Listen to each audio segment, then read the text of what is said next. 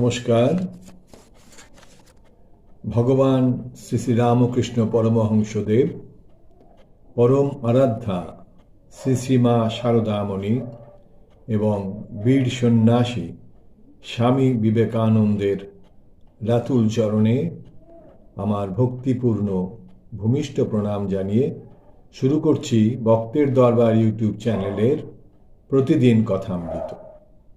তব কথামৃতং তপ্ত জীবনং কবিভিরীডিতং কলমশাপহম শ্রবণমঙ্গলম শ্রীমদাততং ভুবি গৃণন্তি ये ভুরিদা জনাঃ।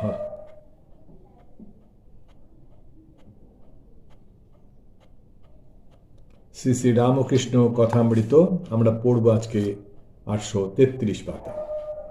শ্রীরামকৃষ্ণ ভক্ত সঙ্গে ভক্ত মন্দিরে রামের বাড়িতে। প্রথম পরিচ্ছেদ। ঠাকুর শ্রীরামকৃষ্ণ রামের বাটিতে আসিয়াছেন। তাহার নিচের বৈঠকখানার ঘরে ঠাকুর ভক্ত পরিবৃত হইয়া বসিয়া আছেন। সহাস্য বদন। ঠাকুর ভক্তদের সহিত আনন্দে কথা কহিতেছেন। আজ শনিবার 11 জ্যৈষ্ঠ 1292। জ্যৈষ্ঠ শুক্লা দশমী তিথি 23 মে 1885। বেলা প্রায় 5টা। ঠাকুরের সম্মুখে শ্রীযুক্ত মহিমা বসিয়া আছেন। বাম পার্শ্বে মাস্টার, চারিপার্শ্বে পল্টু, ভবনাথ, নিত্যগোপাল, হরিমোহন। শ্রীরামকৃষ্ণ আসিয়াই ভক্তগণের খবর লইতেছেন। শ্রীরামকৃষ্ণ মাস্টারের প্রতি, ছোট নরেন আসে নাই? ছোট নরেন কিয়ৎক্ষণ পরে আসিয়া উপস্থিত হইলেন। শ্রীরামকৃষ্ণ, সে আসে নাই? মাস্টার, আজ্ঞা। শ্রীরামকৃষ্ণ, কিশোরী? গিরিশ ঘোষ আসবে না? নরেন্দ্র আসবে না? নরেন্দ্র কিয়ৎ পরে আসিয়া প্রণাম করিলেন। শ্রীরামকৃষ্ণ ভক্তদের প্রতি, কেদার থাকলে বেশ হতো। অর্থাৎ কেদার চাটুর্যের কথা বলছেন। কেদার থাকলে বেশ হতো। গিরিশ ঘোষের সঙ্গে খুব মিল। মহিমার প্রতি সহাস্যে, সেও ওই বলে, অবতার বলে। ঘরে কীর্তন গাহিবার আয়োজন হইয়াছে। কীর্তনিয়া বদ্ধাঞ্জলি হইয়া ঠাকুরকে বলিতেছেন, আজ্ঞা করেন তো গান আরম্ভ হয়। ঠাকুর বলিতেছেন, একটু জল খাব। জলপান করিয়া মশলার বটুয়া হইতে কিছু মশলা লইলেন। মাস্টারকে বটুয়াটি বন্ধ করিতে বলিলেন। কীর্তন হইতেছে। খোলের আওয়াজে ঠাকুরের ভাব হইতেছে। গৌরচন্দ্রিকা শুনিতে শুনিতে একেবারে সমাধিস্থ। কাছে নিত্যগোপাল ছিলেন। তাহার কোলে পা ছড়াইয়া দিলেন। নিত্যগোপালও ভাবে কাঁদিতেছেন। ভক্তরা সকলে অবাক হইয়া সেই সমাধি অবস্থা এক দৃষ্টে দেখিতেছেন। ঠাকুর একটু প্রকৃতিস্থ হইয়া কথা কহিতেছেন। নিত্য থেকে লীলা, লীলা থেকে নিত্য। নিত্যগোপালের প্রতি, তোর কি? নিত্য বিনীতভাবে, দুই ভালো। শ্রীরামকৃষ্ণ চোখ বুজিয়া বলিতেছেন, কেবল এমনটা কি চোখ বুঝলেই তিনি আছেন, আর চোখ চাইলেই নেই?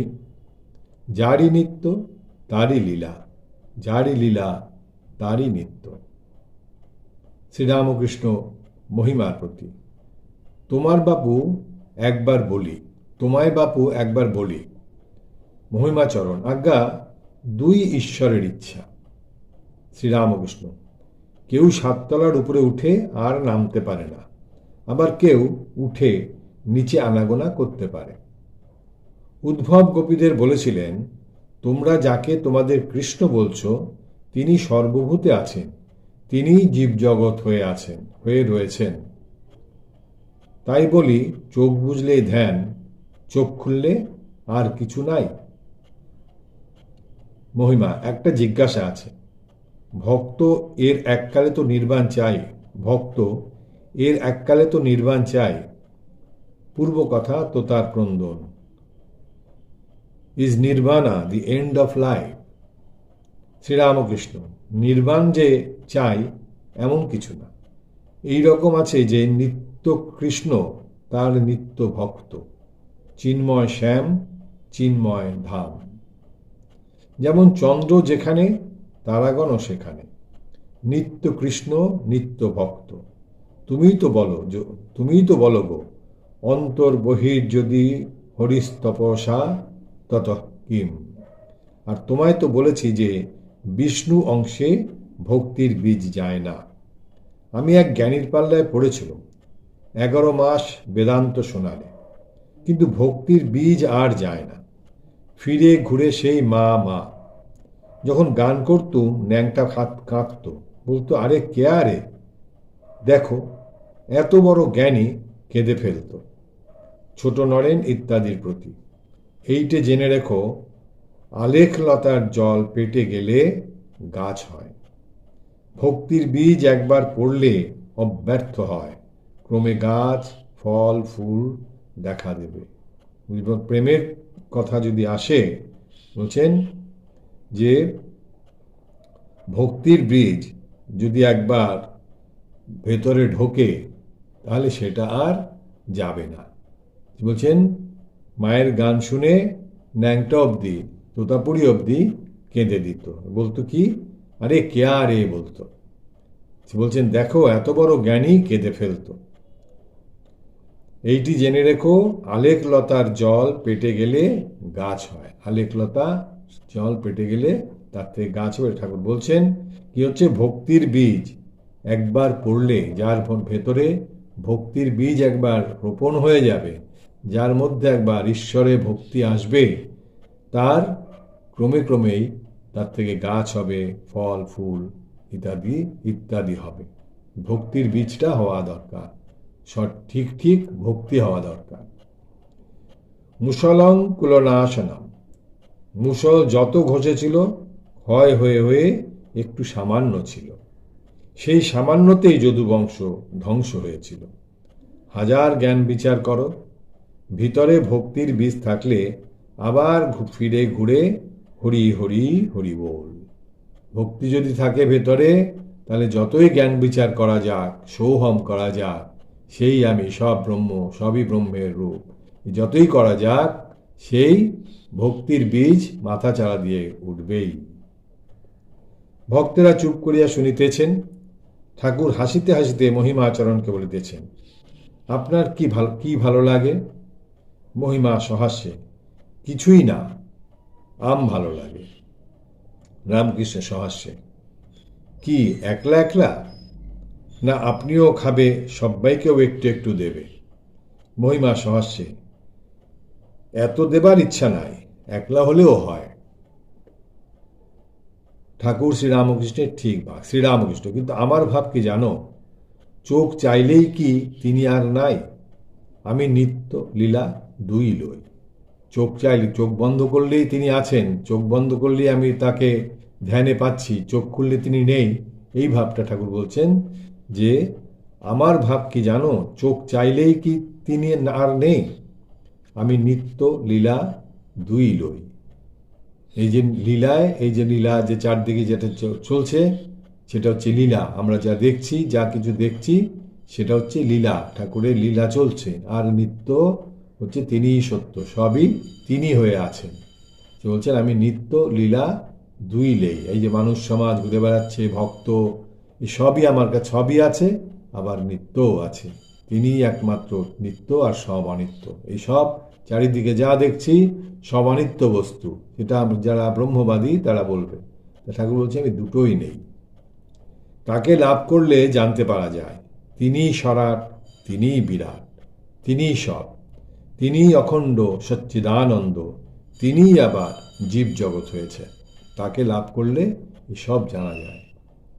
শুধু শাস্ত্রজ্ঞান মিথ্যা, সাধনা করিলে প্রত্যক্ষ জ্ঞান হয়। সাধনা চাই, শুধু শাস্ত্র করলে হয় না। দেখলাম বিদ্যাসাগরকে, অনেক পড়া আছে, কিন্তু অন্তরে কি আছে দেখে নাই। ছেলেদের লেখাপড়া শিখিয়ে আনন্দ, ভগবানের আনন্দের আস্বাদ পায় নাই। শুধু পড়লে কি হবে, ধারণা কই। পাঁজিতে লিখেছে বিষ আরা জল, কিন্তু পাঁজি টিপলে এক ফোঁটাও পড়ে না। মহিমা, সংসারে অনেক কাজ, সাধনার অবসর কই? শ্রীরামকৃষ্ণ, কেন? তুমি তো বলো সব স্বপ্নবৎ। যদি স্বপ্নবৎই বলো তাহলে আবার কিসের কাজ? বলছেন ঠাকুরজি, কেন? তুমি তো বলো সব স্বপ্নবৎ। সম্মুখে সমুদ্র দেখে লক্ষণ ধনুর্বাণ হাতে করে ক্রুদ্ধ হয়ে বলেছিলেন, আমি বরুণকে বধ করব, এই সমুদ্র আমাদের লঙ্কায় যেতে দিচ্ছে না। রাম বুঝালেন, লক্ষণ, এই যা কিছু দেখছো এসব তো স্বপ্নবৎ, অনিত্য। সমুদ্রও অনিত্য, তোমার রাগও অনিত্য। মিথ্যাকে মিথ্যা দ্বারা বধ করা, সেটাও মিথ্যা। সবই তো মিথ্যা, সবই অনিত্য, কোনো কিছুই নেই। সমুদ্র দেখছো সেটাও নেই, আবার তুমি যে তাকে বধ করবে সেটাও অনিত্য। সে বলছেন মিথ্যাকে মিথ্যার দ্বারা বধ করা, সেটাও মিথ্যা। মহিমাচরণ চুপ করিয়া রহিলেন। কর্মযোগ না ভক্তিযোগ? সদ্গুরু কে? মহিমাচরণের সংসারে অনেক কাজ, আর তিনি একটি নূতন স্কুল করিয়াছেন পরোপকারের জন্য। ঠাকুর শ্রীরামকৃষ্ণ আবার কথা কহিতেছেন। শ্রীরামকৃষ্ণ মহিমার প্রতি। শম্ভু বললে, আমার ইচ্ছা যে এই টাকাগুলো সৎকর্মে ব্যয় করি, স্কুল ডিসপেন্সারি করে দিই, রাস্তাঘাট করে দিই। আমি বললাম, নিষ্কামভাবে করতে পারো সে ভালো, কিন্তু নিষ্কাম কর্ম বড় কঠিন। কোন দিক দিয়ে কামনা এসে পড়ে? আর একটা কথা তোমায় জিজ্ঞাসা করি, যদি ঈশ্বর সাক্ষাৎকার হন, তাহলে তার কাছে তুমি কি কতকগুলি স্কুল, ডিসপেন্সারি, হাসপাতাল এইসব চাইবে? একজন ভক্ত, মহাশয়, সংসারীদের উপায় কি? শ্রীরামকৃষ্ণ, সাধুসঙ্গ, ঈশ্বরীয় কথা শোনা। সংসারীদের উপায় সাধুসঙ্গ এবং ঈশ্বরীয় কথা শোনা। সংসারীরা মাতাল হয়ে আছে, কামিনী কাঞ্চনে মত্ত। মাতালকে চালুনির জল একটু একটু খাওয়াতে খাওয়াতে ক্রমে ক্রমে হুঁশ হয়। আর সদ্গুরুর কাছে উপদেশ লতে হয়। সদ্গুরুর লক্ষণ আছে। যে কাশি গিয়েছে আর দেখেছে, তার কাছেই কাছের কথা শুনতে হয়। শুধু পণ্ডিত হলে হয় না। যার সংসার অনিত্য বলে বোধ হয় নাই, সে পণ্ডিতের কাছে উপদেশ লওয়া উচিত নয়। পণ্ডিতের বিবেক বৈরাগ্য থাকলে তবে উপদেশ দিতে পারে। সামাধ্যায়ী বলেছিল, ঈশ্বর নিরস। যিনি রসস্বরূপ তাকে নিরস বলেছিল। যেমন একজন বলেছিল, আমার মামার বাটিতে এক গোয়াল ঘোড়া আছে। যে সামাধ্যায়ী বলেছিল, ঈশ্বর হচ্ছে নিরস। যিনি রসের ভাণ্ডার তাকে বলছেন নিরস। সে বলছেন যিনি রসস্বরূপ তাকে নিরস বলেছিল। সেই বলছেন, যেমন একজন বলেছিল, আমার বাটিতে এক গোয়াল ঘোড়া আছে। সকলের হাস্য। গোয়ালে গরু থাকে, গোয়ালে তো ঘোড়া থাকে না। ঘোড়া থাকে আস্তা বলে। সে জানেই না যে ঘোড়া কোথায় থাকে আর গরু কোথায় থাকে। অজ্ঞান আমি ও আমার, জ্ঞান ও বিজ্ঞান। সংসারীরা মাতাল হয়ে আছে, সর্বদাই মনে করে আমি এই সব করছি, আর গৃহ পরিবার এসব আমার। দাঁত ছড়কুটে বলে, এদের, অর্থাৎ মাক ছেলেদেরও বলছেন, এদের কি হবে? আমি না থাকলে এদের কি করে চলবে? আমার স্ত্রী পরিবার কে দেখবে? রাখাল বললে, আমার স্ত্রীর কি হবে? হরমোহন, রাখাল এই কথা বললে? শ্রীরামকৃষ্ণ, তা বলবে না তো কি করবে? যার আছে জ্ঞান তার আছে অজ্ঞান। লক্ষণ রামকে বললেন, রাম, এ কি আশ্চর্য! সাক্ষাৎ বশিষ্ঠদেব, তার পুত্র শোক হলো। রাম বললেন, ভাই, যার আছে জ্ঞান তার আছে অজ্ঞান। ভাই, জ্ঞান অজ্ঞানের পারে যাও। যেমন কারু পায়ে একটি কাঁটা ফুটলে সে ওই কাঁটাটি তোলবার জন্যে আরেকটি কাঁটা জোগাড় করে আনে। তারপর কাঁটা দিয়ে কাঁটাটি তুলবার পর দুটি কাঁটাই ফেলে দেয়। তো অজ্ঞান কাঁটা তুলবার জন্য জ্ঞান কাঁটা আহরণ করতে হয়।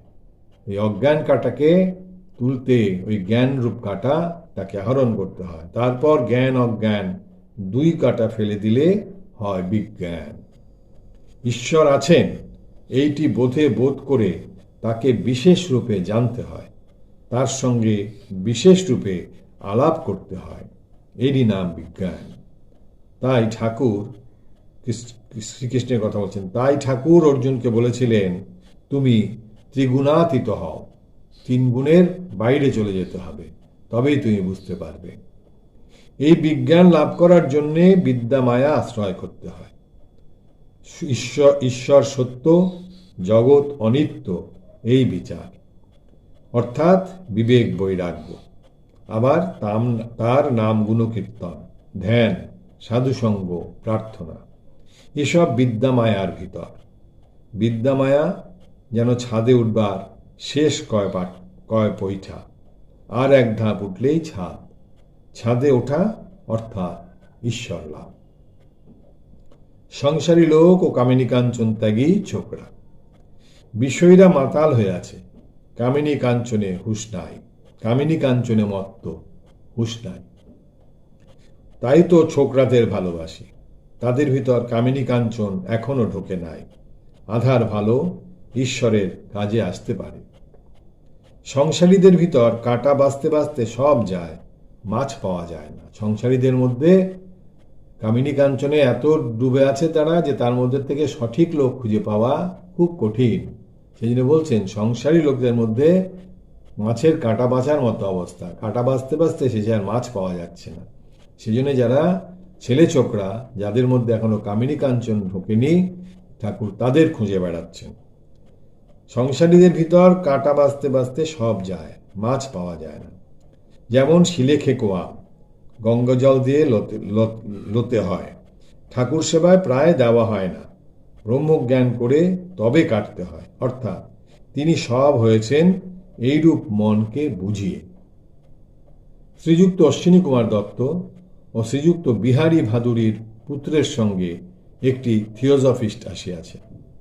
মুখুজ্জেরা আসিয়া ঠাকুরকে প্রণাম করিলেন। উঠানে সংকীর্তনের আয়োজন হইয়াছে। যাই খোল বাজিল, ঠাকুর ঘর ত্যাগ করিয়া উঠানে গিয়া বসিলেন। সঙ্গে সঙ্গে ভক্তেরা গিয়া উঠানে বসিলেন। ভবনাথ অশ্বিনীর পরিচয় দিতেছেন।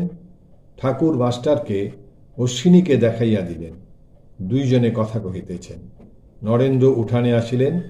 ঠাকুর অশ্বিনীকে বলিতেছেন, এরই নাম নরেন্দ্র। আজকে আমরা এখানেই রাখছি। এই পর্ব এখানে শেষ হলো, আমরা আবার পরের পর্বে যাব। নিরঞ্জনং নিত্যম অনন্তরূপং ভক্তানুকম্পা ধৃত বিগ্রহং বৈ ঈশাবতারং পরমেশমিডং তং রামকৃষ্ণ শিরসা নমামি। হরি ওম তৎসৎ। শ্রীরামকৃষ্ণার্পণমস্তু।